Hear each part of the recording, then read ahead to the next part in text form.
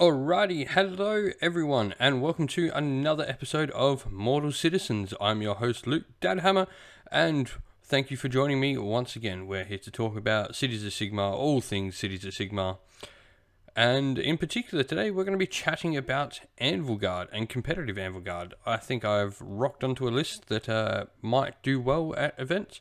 I'm currently thinking of a list to potentially take instead of Halihar if that doesn't go well with FAQs and such, so it's always good to have like a backup plan. Plus, I'm looking for something to run my beloved Scourge Privateers in. As we all know, I am a massive fan of Scourge Privateers, so definitely be looking for something to run them in, and I think I found a decent list that could do pretty well. Anyway, to start off the episode, I guess I'll chat a little bit about my own personal hobby time, of which I've been a bit of a hobby butterfly over the past week. It's getting close to that jolly old Christmas season time, and I'm a chef, so hobby time has been sparse. It's, becoming 16-hour days, 6 days a week. Not much hobby time, so I'm just taking models to enjoy, to paint, to break up some of my day. And so I've been working on a few different things. I've done like a Dark Oak War Chieftain, I've done a Fungoid Cave Shaman. What else have I done? Some Karak Acolytes for Silver Tower.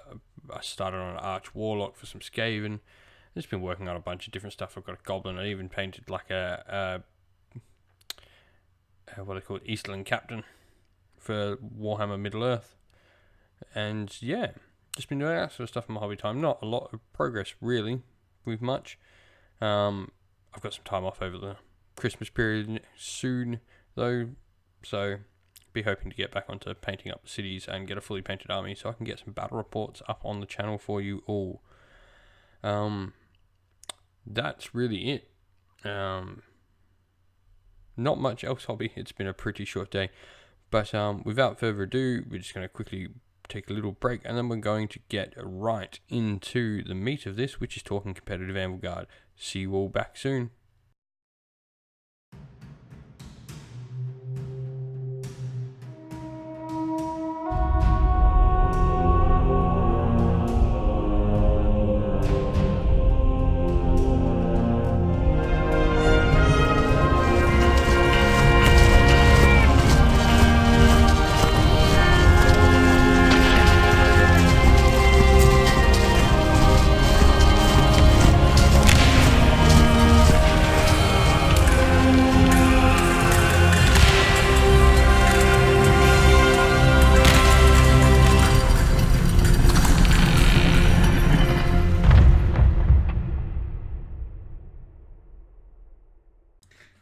Alrighty, so let's get into Anvilguard. Before we get into my list, let's talk a little bit about the battle traits.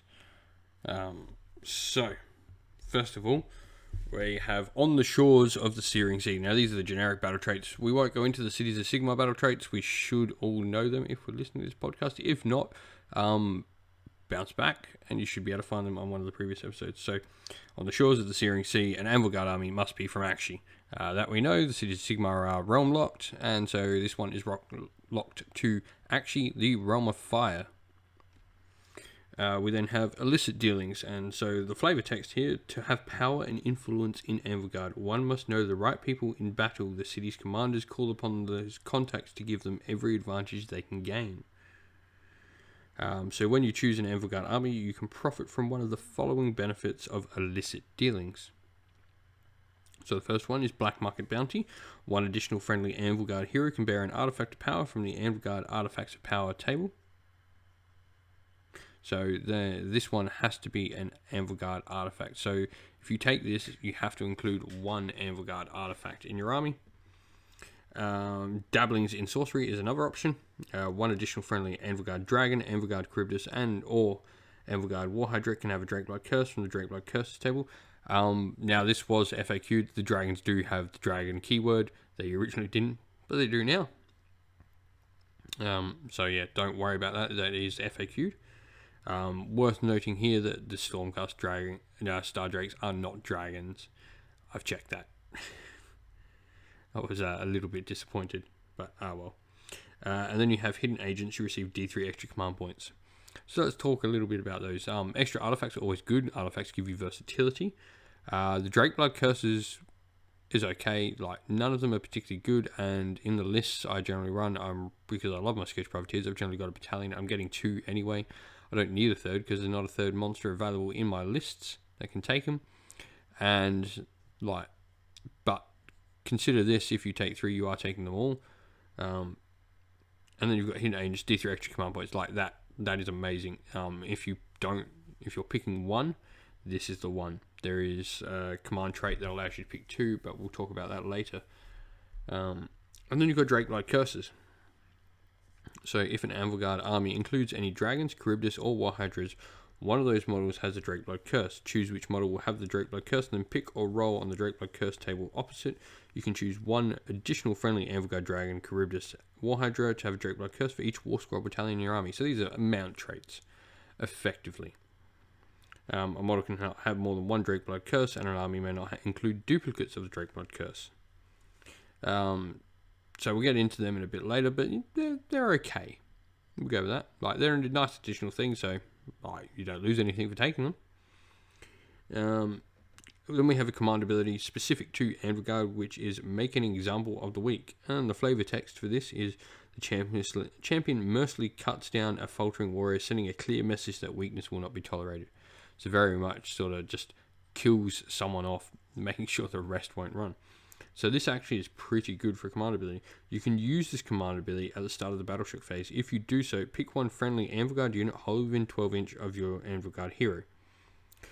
Cool. So we got that first bit. Picking 1 unit wholly within 12 of your hero. 1 model from that unit is slain. However, in that phase, you do not need to take battle shock tests for friendly Anvilguard units wholly within 18 inch of that unit. And so that unit is referring to the unit in which you've cut a model down from. So this can potentially be quite big. So it's 12 inch. So then you've got a unit within 12 inch, and then you've got an 18 inch bubble from that whole unit. So this can be quite a big area of battle shock immunity, which is really cool. So yeah, it's a little bit complicated in how it works, but yeah, it is quite a large area, and you can get quite a large area from it. So we then go into the Anvilguard command traits.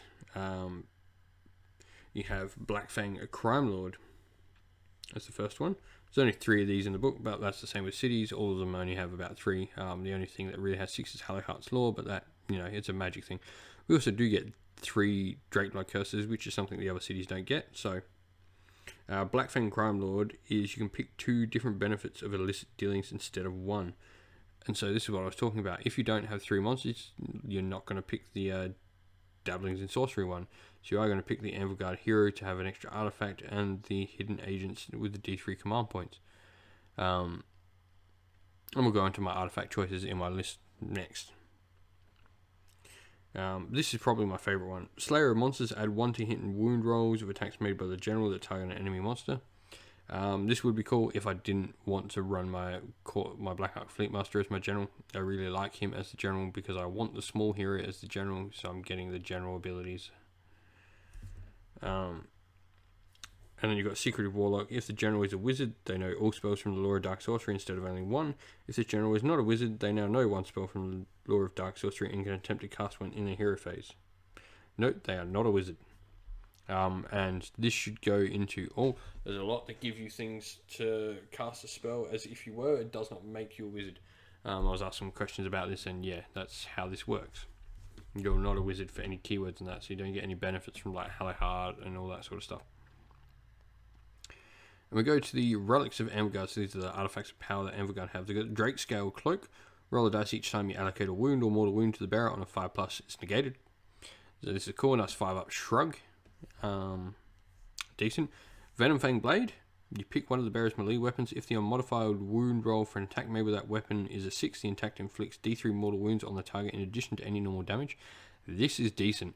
In my list, I really haven't found a perfect thing to stick it on, but I think it's decent. It's quite good if you can find like a cool model with lots of attacks. It's quite good. At the end of your combat, and you've got the asphyxia sensor. At the end of your combat phase, roll a dice for each enemy unit within 3 inches of the bearer. On a 4+, that unit suffers D3 mortal wounds. It's a 50% chance to cause some mortal wounds. Splash hits. It's okay. It's probably the worst out of the 3, in all fairness. Then we've got the Drake Blood Curses. So you roll a dice each time you allocate a wound to this model that was inflicted by a melee weapon and not negated. On a 4+, that attacking unit suffers 1 mortal wound. That would be cool if we had a lot of regen in this army, and you really don't in Anvilguard. You really don't want to be taking wounds. You want to be taking stuff off the table really quick with use of some spells and stuff. And so I don't really like Acidic Blood. Jutting Bones is the other one. After this model makes a charge move, you can pick one enemy unit within 1 inch of this model and roll a dice. On a 2+, they suffer D3 mortal wounds. This is pretty cool. It's some mortal wounds, almost guaranteed. I mean, you could roll a 1, but it's probably decent if you're going to charge in some extra mortal wounds. And then you've got Fel Gaze. Subtract 2 from the bravery characteristic of enemy units whilst they're within 12 inch of any models that have this Drake Blood Curse. This actually stacks up really well with Charybdis because it becomes a -3. We'll talk more about that later. Then we've got Sap Strength. Sorry, we're going into the spells now. Sap Strength. So Sap Strength has a casting value of 6. Is successfully cast, pick one enemy unit within 18 inches of the caster that is visible to them. Subtract 1 from hit rolls for attacks made by that unit until the start of your next hero phase. So as a -1 to hit, this is cool. -1 to hit, so we're always welcome in any spell law. Next spell is Shadow Daggers. Casting value of 7. Successfully cast, pick one enemy unit within 9 inches of the caster that is visible to them. It takes D6 mortal wounds. Like, D6 mortal wounds is a decent spell. It is short range, though, 9 inch. And then this is the one that everyone talks about. Vitriolic Spray. Vitriolic Spray has a casting value of 8. Is successfully cast, pick one enemy unit within 6 inches of the caster that is visible to them until the start of your next hero phase. That unit has a save characteristic of dash. This is really good. There are ways you can make this work. I'll talk about them in the list later. But being able to reduce something save to dash, like, we're getting a lot of tanky things in the game at the moment. Things like Ossiarch Bone Reapers, or even like Staunch Cast lists with Dracos and Star Drakes. Armies, yeah. Lots of heavily armored dudes. This is really cool. And a really good spell. And we can make it work in Anvilguard.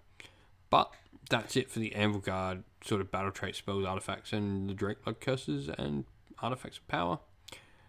We'll get onto my list, and that'll probably be the end of the show after the list. Not a lot on this one, but we're looking towards something different to try and run, and so we'll go onto the list next, and then see how we go. Back soon.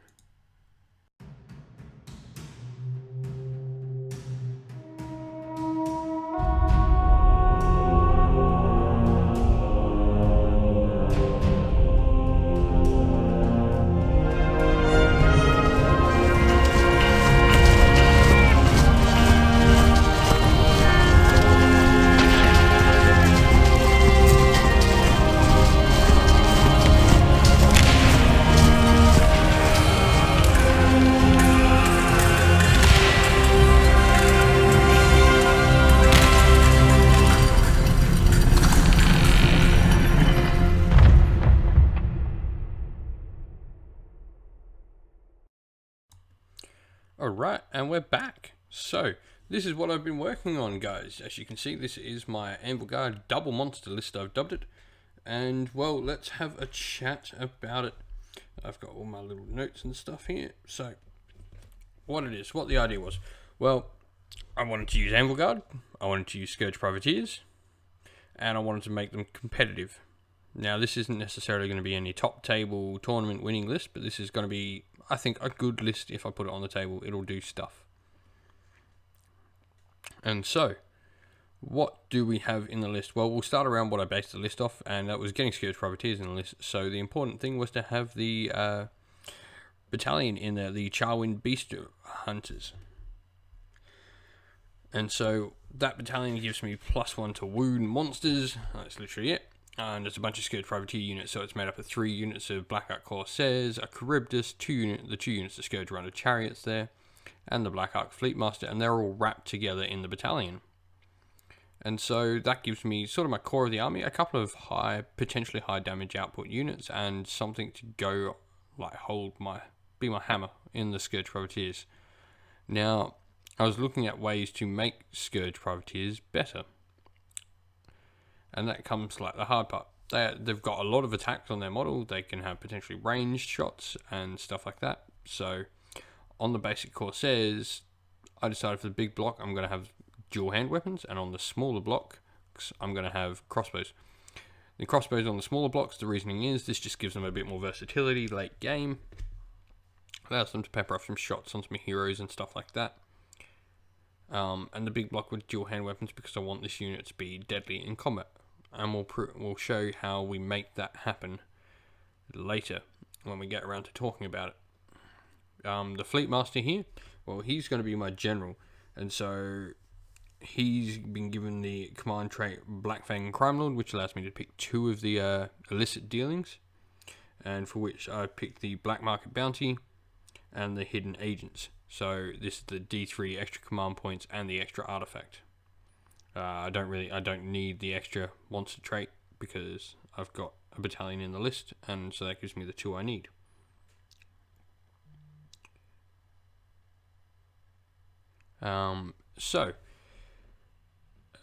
He's also got the Ruby Ring, and this combined with all the other artifacts, I've just got some extra mortal wound spread in the army. That's really all that there for. There's not really any other artifacts I would be taking, but I get an extra one.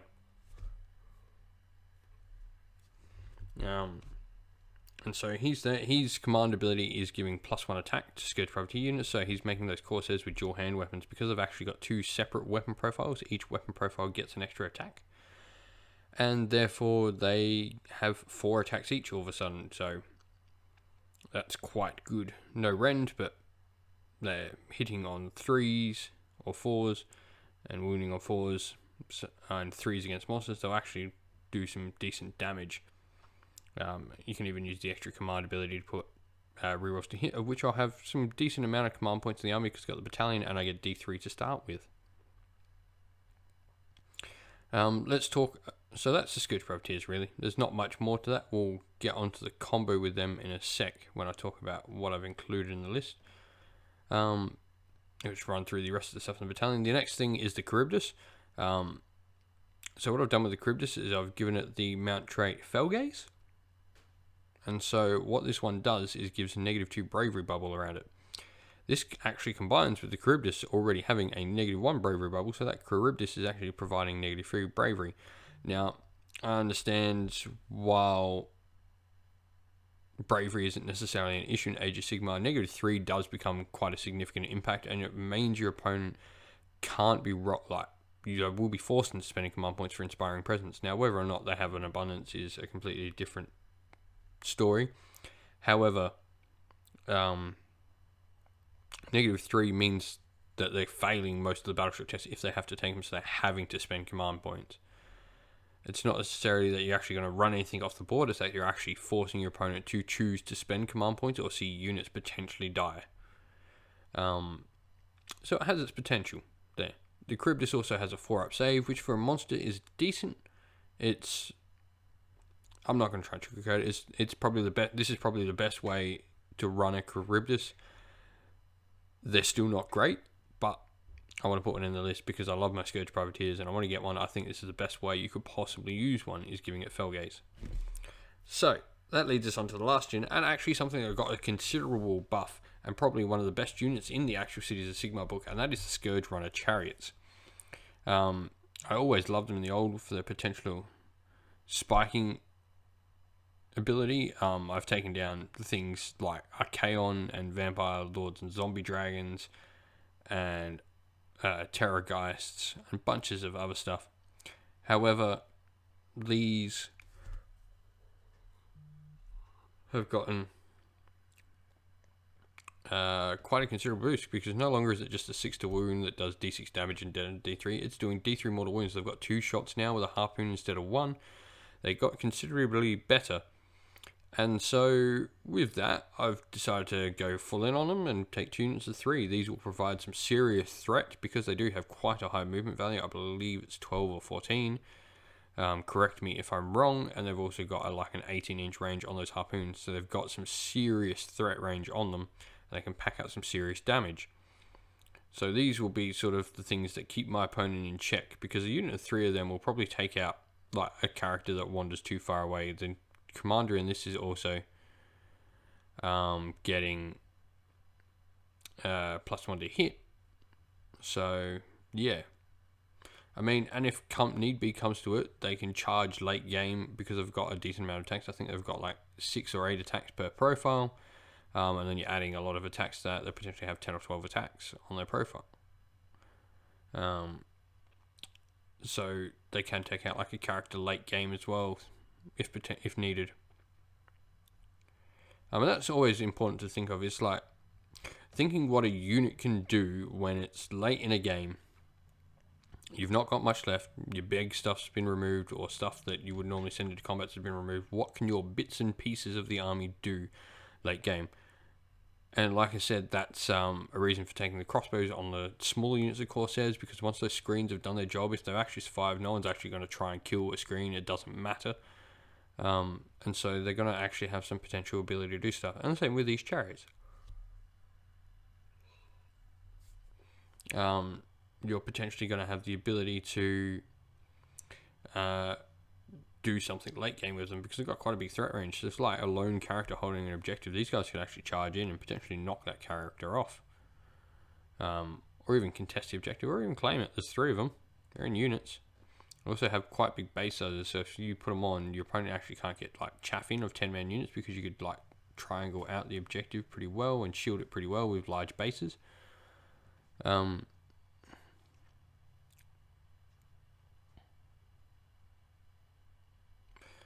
But, that's what that. And so that's the Scourge Privateer section.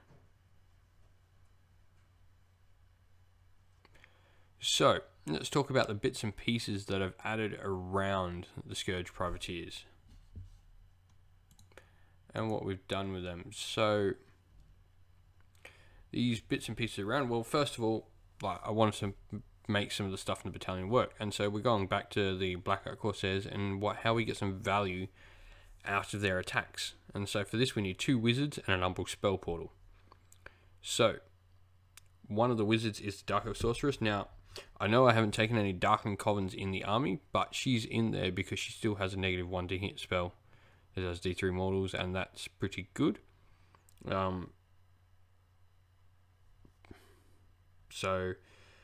She's also taken the spell Vitriolic Spray. Now, everyone knows what Vitriolic Spray is. That is the spell that just gets rid of a unit's armor save entirely.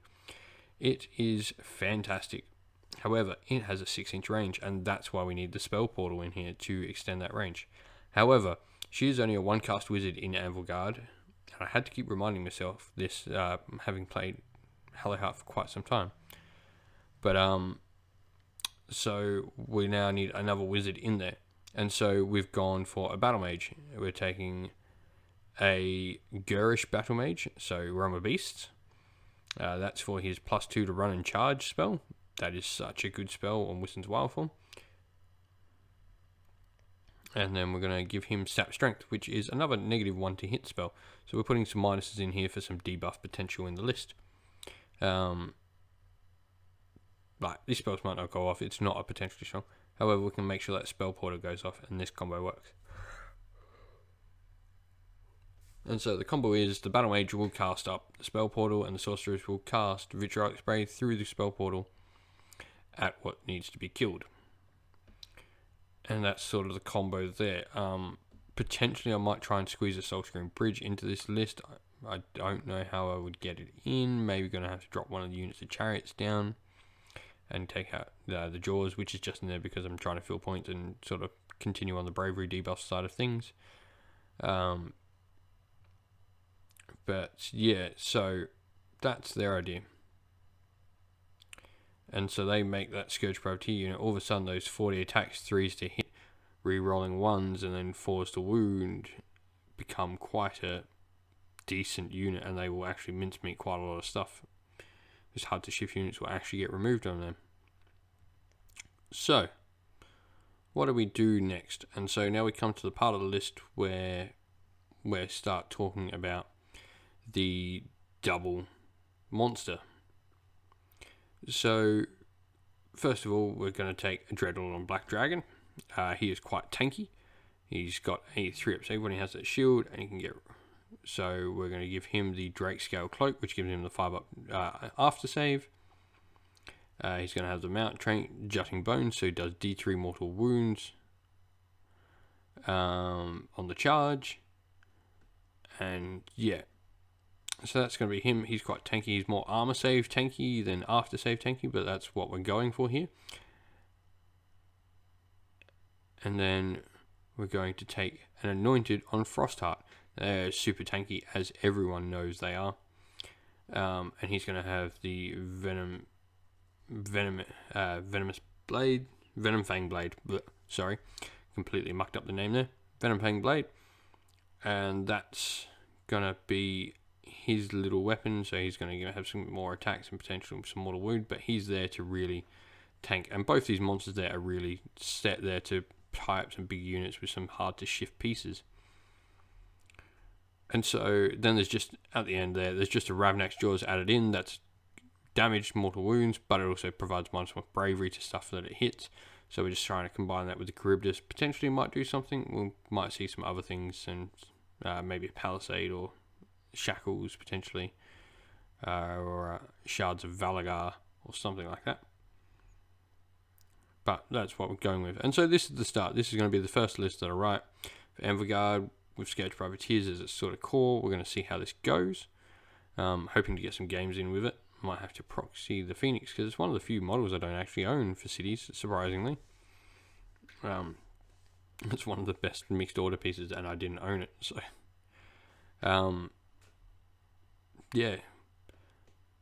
So what do I hope this sort of list can do? Well, I'm hoping it could be at least like a 3-2, potentially 4-1. It'd be amazing if it was 5-0. I'm about to enter my first real dig at a competitive season. I'm going to really try. We are having a shorter season over here in Australia, just swapping up our season dates, and so we're going to have a short season. So I'm not sure if I'm going to be able to do anything this season and make it a Masters or anything like that. I'm also one of the Masters members committee, so like running Masters comes before playing in Masters, but it'd be cool to be there and play if I got the chance, or just potentially make it. The idea that I could make it, not necessarily playing Masters at all, but being able to make it at Masters would be cool. And so I really want to take Cities of Sigmar there, because they are my passion and my favourite army. So yeah, we will see how this list goes. This will evolve over time, much like my Hallowheart list did. I think I settled on a pretty solid Hallowheart list in the end there. And yeah, so let me know your thoughts on what you think this list. Let me know your thoughts on competitive Anvilguard. Let me know what you think you can do with some Anvilguard stuff, or a Scourge Privateer stuff. I'll be really interested to see. And so we're just going to stop here, and we'll come back with some more Cities of Sigmar chat after this.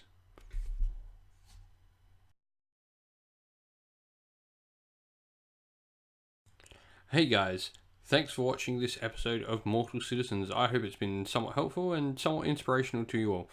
Well, that's it for this week, or this episode, whatever. We will see you all again shortly. Hopefully I'll have some battle reports to talk about and some battles to talk about with the army list. I might have some more stuff to talk about with Hallowheart as well. Anyway, just a few last chats before I go. First of all, we will be starting a role-playing game stream on the channel, so tabletop role-playing games, all focused around the Warhammer universes. This will include Warhammer Fantasy 4th edition, potentially previous editions, but more likely 4th edition, Only War, Dark Heresy, Black Crusade, Rogue Trader, and The One Ring, all of which are produced by Cubicle 7, or were previously owned by Fantasy Flight Games, but now owned by Cubicle 7. And obviously we'll have an Age of Sigmar roleplay game Soulbound stream once that becomes available. If you are a fan of our role-playing games, please feel free to drop me a line. You can either comment down on a post below and I'll try and make contact with you. Contact me through the Cinefoot Gaming Facebook page. or anything there. And potentially we can have you on and joining us. There'll be a lot of one-shot RPG sessions along with shorter style campaigns, and there will of course be some much larger campaigns going on for all things. And yeah, if you're looking to join in that sort of stuff, please get in contact. Lastly, don't forget to give us a follow on Facebook, YouTube, subscribe, like, all that good stuff. You can find me on Twitter at DadHammerNeo, and you can also find our Patreon at Sinful Gaming. Thank you all for joining us. You guys are awesome. As always, I'll see you again real shortly. Ciao for now.